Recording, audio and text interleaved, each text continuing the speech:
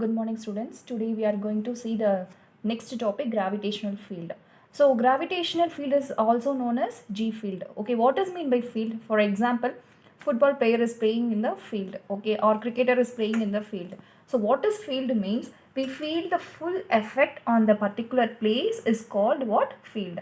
When we say as mathematically, gravitational field GF is equal to 1 kg mass. Okay, so that is how much gravitational force is applied on 1 kg mass is known as what? Gravitational field. Okay, from the Newton's equation, what is the equation? F21 is equal to minus G m1 m2 by r square r cap.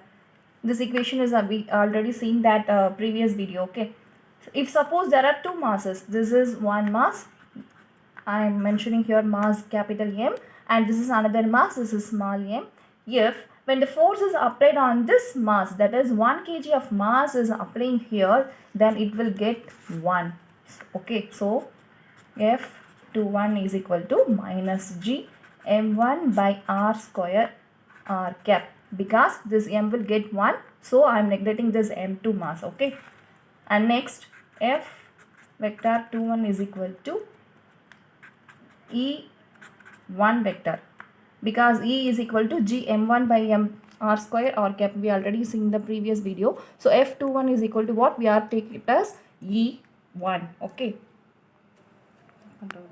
So we will get F vector 21 divided by m2 is equal to E1. Here after called as gravitational field at a point which has a distance r from m1 is defined as a gravitational force experienced by unit mass placed at that point. So it is given by the ratio F21 divided by m2, because where f2 is the mass of the object on which F21 acts. Okay, so using E vector 1 is equal to F vector 21 divided by m2. F vector 21 divided by m2. Okay, so next we will get E1 vector is equal to, what is the value for F21? Minus G m1 by r square into r cap. So we are substituting this here. So minus G m1 by r square into r cap. This E1 vector is a vector quantity. Okay, so that point towards the mass m1 and is independent of mass m2. Now in this region of this gravitational field, a mass m is placed at a point P, and mass m interacts with the field E vector and experiences an attractive force due to m. So the gravitational force experienced by the m due to m is given by F vector is equal to m E vector. Okay, so that is Fm is equal to m E vector. Suppose if the field is having, and how much of force is acting on the field, we don't know. Okay, so suppose if it is 1 kg means we can calculate E vector into 1 kg. Suppose mass is having 2 kg means E vector into 2 kg. So like that, so E into m kg. So F is equal to E into m. Okay, from this field we can easily find the force. In this equation we have to observe one thing. From Newton's second law, F is equal to mg. We know that F is equal to mg, but we have F is equal to em. So observe these two things have, that is quantitatively acceleration due to gravity is equal to gravitational field. Okay, so we can equate with this Newton's second law, that is F vector is equal to m a vector. So m a vector is equal to m e vector. So m cancel, a vector is equal to e vector. When g is equal to 9.81 at the surface of the earth, means suppose if it is away from the surface at the reasonable distance, then g will be get changed. So if the g will get changes, then the value of e also get changes. Of the gravitational field lines decrease with the distance. Okay, so consider a mass m here. Okay, and see the gravitational field present near the mass. The field is getting reduced from the mass at certain distance. So how it can be reduced? It can be reduced by r square.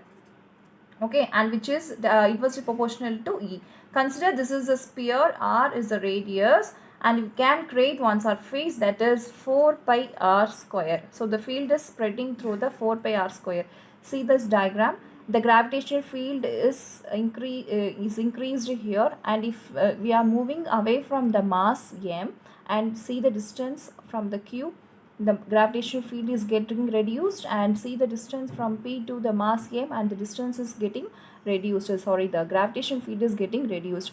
So near the mass, the gravitational field is high, and it is getting apart from the mass, the gravitational field is very low. So we are saying E vector P is less than EQ vector is less than ER vector.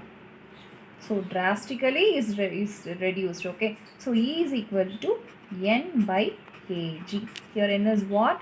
Mass into acceleration. So what is the unit of m? Kg. The acceleration is m per second square, meter per second square. So kg m by second square kg is equal to, here kg cancel. So meter second minus 2. That's all. Okay, now in this video we are going to see superposition principle for gravitational field. Okay, so what is principle of superposition in the gravitational field? Consider n particles of masses m1, m2 and up to mn. Okay, distributed in space at positions r1 vector, r2 vector and up to rn vector. So m1 is at the distance of r1 vector, and m2 is the distance of r2 vector, and mn is the distance of rn vector. Okay, and so on. So with respect to the point P, so this is the diagram, this is the point P, and this is the mass m1, and this is mass m2, and this will be mass mn. It's going on. Okay, so this is the r1 vector, the distance is what? R1 vector, and the distance of m2 is r2 vector, and the distance of mn is rn vector. Okay, so this is the point P, this mass m1, and the distance between these two is what? R1 vector. So each masses experience the different gravitational field. So the total gravitational field at a point P due to all the masses is given by the vector sum of the gravitational field due to the individual masses. So this principle is known as what? Superposition principle. Okay, so total, that is E vector total, is equal to what? E1 vector plus E2 vector plus and so on, that is En vector. Okay, so this is what? This is in vector notation. Okay, so these are called what? Gravitational field. So total gravitational field is equal to individual field of vector sum which have particular direction. So we already know that E vector is equal to minus gm1 by r square into r cap. So we know that equation. Now we are going to apply this equation, that is, instead of E1 we are going to apply the value of E. Okay, so what will come? Instead of E1 I am going to apply minus G M1 R1 square or cap, minus, instead of E2 I am applying G M2 divided by R2 square or cap, minus, and so on it's going, minus gmn by rn square or cap. Okay, so this is a vector notation, so we have to say in the direction, so I am putting or cap. Okay, if I am taking minus as common, I am taking minus as common, so what will get if I am going to add these terms? So minus summation of I is equal to, I am taking from 1 to n. So I is equal to 1 to n. So instead of m1, m2, m1, I am putting I. So gmi divided by ri square or I cap. So this is the equation. So the superposition principle is used here to see how the individual masses experiences a gravitational field at point P. Okay, now let us see the superposition of two gravitational field intensities giving resultant field. Okay, so this is a point P and this is a mass m1 and this is a mass m2, and the distance between P and m1 is r1 vector and the distance between P and m2 is r2 vector. So here gravitational field is acting on this m1 and m2.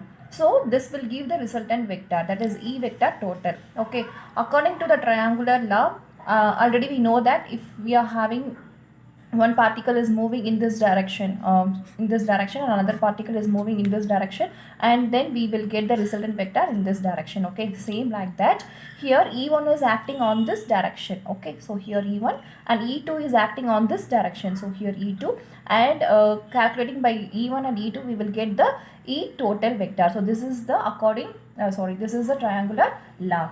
Okay, we are having what we said, discrete masses, that is m1, m2, m3. Suppose we are having the continuous distribution of a total mass m, means the gravitational field at a point, then we will calculate as the method of integration.